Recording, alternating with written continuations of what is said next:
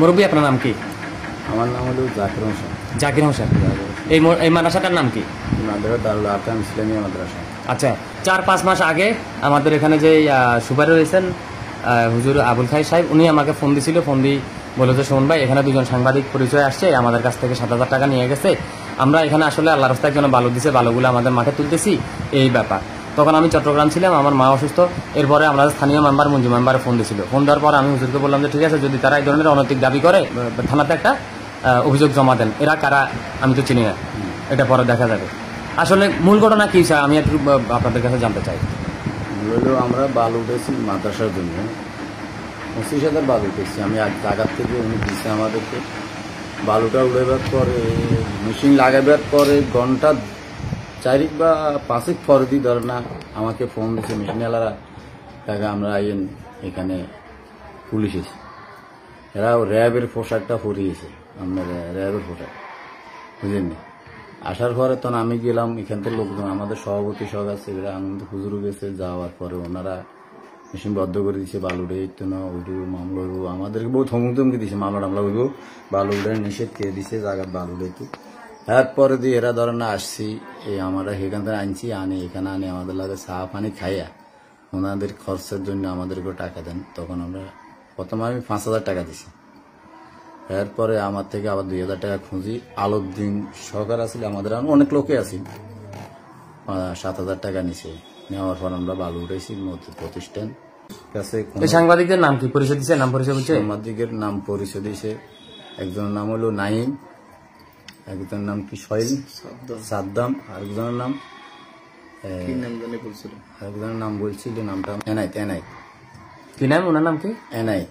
আচ্ছা হুজুর, আপনি তো এখানে আছেন, হ্যাঁ, আমি আপনার কাছে জানতে চাই, আপনার এই মাদ্রাসাতে আপনার এটা যে ঘটনাটা ঘটছে, আপনি আমাকে সর্বপ্রথম ফোন দিছিলেন আপনি, যে ভাই শোন ভাই, আমাদের এখানে 2জন সাংবাদিক আসছে, আমি চিনি না, হ্যাঁ, এরা এখানে আসি আমাদের মাদ্রাসার জন্য বালি তুলতেছি, এরাকে একটু চিনেন কিনা।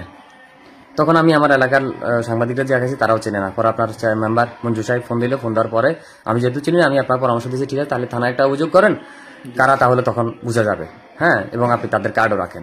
আসলে ওই দিন কি ঘটনা ঘটছিল একটু বলেন তো।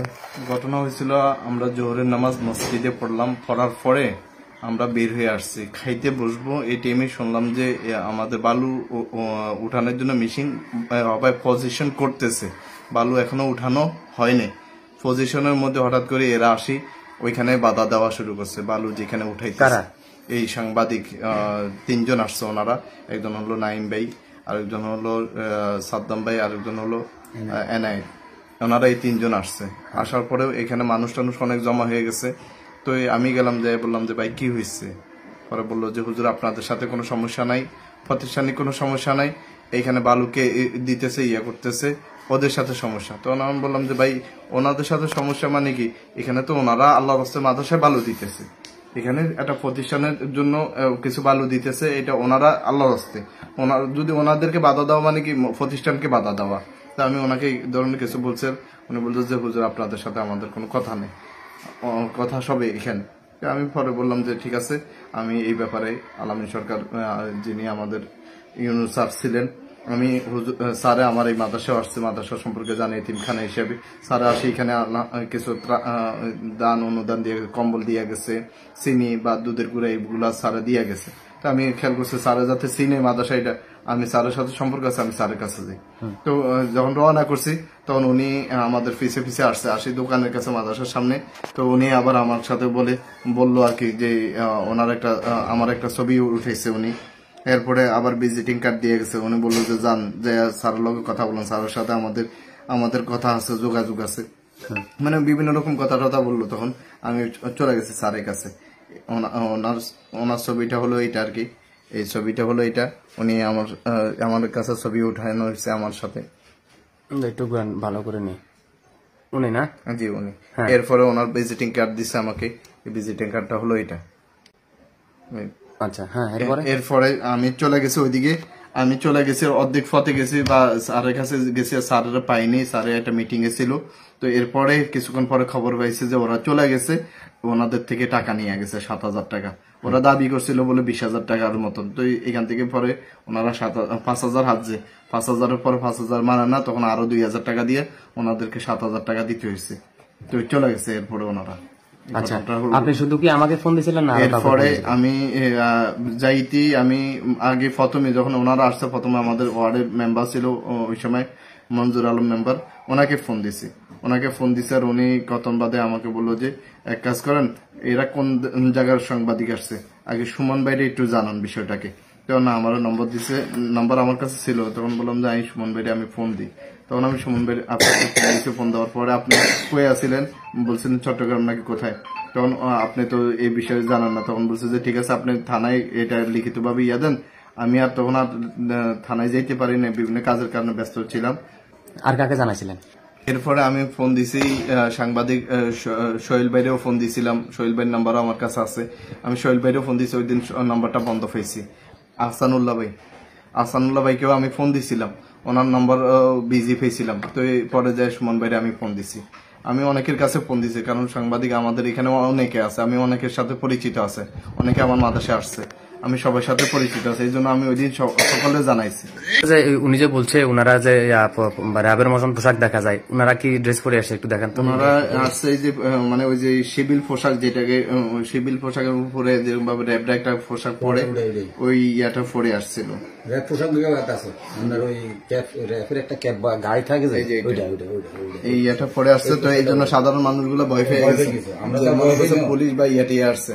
প্রথম আমি দেখি মানুষেরা পুলিশ বা র্যাব হইতে পারে, তখন আমি আমার কাছে খবর আসছে যে পুলিশ আসছে। আমরা সাংবাদিক, আমরা এসে আমাদেরকে যাক, হয়তো আপনারা চিনতে পারেন না, এটা আমি চিনছি। এটা হলো আমাদের যে প্রেসের পোশাক আর কি। হ্যাঁ, এটা অনেকেই আমার কাছে প্রথম খবর আসছে যে পুলিশ আমাদেরকে ফোন দিয়েছে, পুলিশে। আমি যে এত পরে দেখছিলাম, আমার কাছে প্রথমে খবর আসছে যে পুলিশ আসছে। কিরে পুলিশ আসছে, পরে আমি নিজে দৌড়াই গেলাম। আপনার উপরে নিচে সব দেখতেছি কোরআন শরীফ এবং ধর্মীয় বই। আপনি আল্লাহকে হাজির নাজির করে বলেন, এই যে নাইম সাদ্দাম যাদের কথা আপনারা বললেন, এরা কি আপনাদের কাছ থেকে আদৌ টাকা নিছে না নেই? টাকা নিছে শিওর? কাকা, আমি আপনাকে আবারও বলি, হয়তো আপনাদের এই ভিডিও প্রশাসন দেখবে, এসপি সাহেব দেখবে, ওসি সাহেব দেখবে, পরে আবার অস্বীকার দিতে পারতেন না। হ্যাঁ, আদৌ কি তারা টাকা নিছে? সত্য করে বলেন। 7,000 টাকা নিছে, এখনো লেখাও আছে আমার কাছে। আমি ওইটা দাঁড়িতে আমি লিখছি, হিসাবের খাতায় লিখছি, লেখা হয়েছে সাংবাদিক আমি 7,000 টাকা দিছি। এটা তো লেখা হয়েছে। এটা হচ্ছে আমাদের মসজিদের কাজ চলমানের অবস্থা।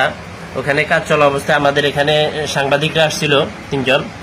একজন হচ্ছে মুজাহিরুল ইসলাম নাইম এবং নাইম, তারপরে এনায়েত সাদ্দাম। এরা এসে আমাদের কাছ থেকে, সমাজের কাছ থেকে 7,000 টাকা নিয়েছিল। এটা আমরা ওইখানে ওই জায়গায় আমরা এখানে লিখে রেখেছি 25/10/2024 কেমন? জি। আপনারা তো, আমাদের হিসাব সবসময় ক্লিয়ার থাকে। আপনি কি সেদিন ছিলেন? জি, আমি ছিলাম। আপনি কি দেখছেন ওদেরকে? জি, দেখছি। আচ্ছা, ওনারা যদি সামনাসামনি দেখেন চিনবেন? অবশ্যই চিনবো। টাকা দেওয়ার সময় ওখানে আর কারা কারা উপস্থিত ছিল? বহুত লোক আছে, 2-4 জনের নাম বলুন। আলাউদ্দিন, কাজল মাঝি, হ্যাঁ কাজল মাঝি, তারপরে আসিল তো মেলা লোক আছিল, অনেক লোক ছিল। সাংবাদিকদের নাম পরিচয় কি দিয়েছেন? নাহিম, সাদ্দাম, এনায়েত, এরা 3 জন। বড় দাবি করছে 20,000 কইছে, দাবি করছে ঠিক আছে, তবে আমরা 20,000 দিন, আমি 5,000 প্রথম 5,000 দিছি। হ্যাঁ, 5,000 দেওয়ার পরে না এটা হবে না, আমাদের খরচ বসে না, আমরা বহুত জায়গাতে এগুলো খরচ করতে হবে। তখন এরা আরো 2,000 টাকা আমরা কই বলি 2,000 দেন, তো আমি তাদেরকে 2,000 টাকা দিয়ে 7,000 টাকা দিচ্ছি। আঙ্কেল, আপনার নাম কি বলছেন? আমার নাম জাফর হোসেন। আচ্ছা, আমি আপনাকে বলি, আপনি তো কোনো অবৈধ বালু তুলেননি বা তুলতেছেন না, অবৈধ কাজও করতেছেন না, তাহলে আপনি অবৈধ কাজ না করলে আপনি তাদেরকে টাকা দিলেন কেন? এরা আসি আমাদেরকে খুব ভয় দেওয়াইছে। এরা বলতেছে পুলিশ আসবে এখানে বদ্ধ করার জন্য, বালু উড়ানো নিষেধ। আপনারা বালু উড়াইলেন কেন? বালু উড়াইলে এখানে মামলা হবে, বহুত দমক দামক দেওয়াইছে। দেওয়ার পরে সেখান থেকে আমরা এদেরকে বুঝে আনছি, বা মেশিন এলাদেরকে টোটাল, এরা বলতেছে টোটাল মেশিন সহকার লয়ে যাবে। তখন আমরা বললাম ওদের মেশিন সহকার নেওয়ার দরকার নেই, এটা আমরাই বুঝবো, আমি আনি এখানে দোকানে বসাই। বিএমপি ক্লাব আছে ওই টাইমে, এখানে তখন ক্লাব করছে, ওই ক্লাবে বসাই, তাদেরকে চা নাস্তা করাই, বুঝে শুনে ওরা বললো যে পরে বলে যে না টাকা দেন, 20,000 চাইছে, আমরা 20,000 দিন, আমরা এত টাকা আমরা দিতে পারি, আমরা সরকারি কাজ আল্লাহ হস্তে কাজ করাই, মানুষের খোঁজা টাকা দিই কোথেকে। আপনি মুরব্বী মানুষ, এই যে কথাটা আপনি বলছেন, এই 3 জন সাংবাদিক টাকা নিছে, আপনি আল্লাহকে হাসিনা হাসিনা বলতেছেন তো? আর আমার থেকে টাকা নিছে আমার হাতের থেকে, আর আমার এটা ডায়েরিতে এখন লেখা আছে। এটা এই বালু এটা দিচ্ছি। এটা কেমন জান, আপনারা দেখতে পাচ্ছেন যে এটি একটি আসলে ধর্মীয় প্রতিষ্ঠান এতিমখানা। আমি আপনাদেরকে সাইনবোর্ডটা একটু দেখাবো। এই যে এটি হচ্ছে দারুল আরকাম ইসলামিয়া মাদ্রাসা ও এতিমখানা। এখানে অসহায় হতদরিদ্র এতিমরা পড়াশোনা করেন। এটি একটি প্রত্যন্ত অঞ্চল। হ্যাঁ, এই যে এখানে রান্না বান্না চলে। এখানে পাশে পুকুর। হ্যাঁ, এই পাশের পুকুর থেকে এখানে মাটি ভরাট করা হচ্ছিল, কিন্তু তারা এখানে এসে বাধা দিয়ে তাদের কাছ থেকে টাকা নিয়েছে। কাকা, আমি কিন্তু আবারও আপনাকে বলি, হ্যাঁ, এই ভিডিওটা প্রচারে যাবে। আমি আপনার সামনে ভিডিও করি, কারো ইয়া করিয়েন না। হ্যাঁ, এটা আপনি যদি কেউ আপনাকে জিজ্ঞেস করে, আমি এখন যেটা বলছি, তখনও তো আমার হাতে তো টাকা দিছি। আমি বলি অসুবিধা কোথায়, টাকা তো আমি দিছি, টাকাটা দিছিও আমি, আবার এই টাকার হিসাব আমি দিছি। তো আমি বলতে অসুবিধা কোথায়, সে তো টাকা আমার থেকে নিচে 100 তো 100 শিউর। এখানে 1 জন 2 জন না, 10 থেকে 15 জন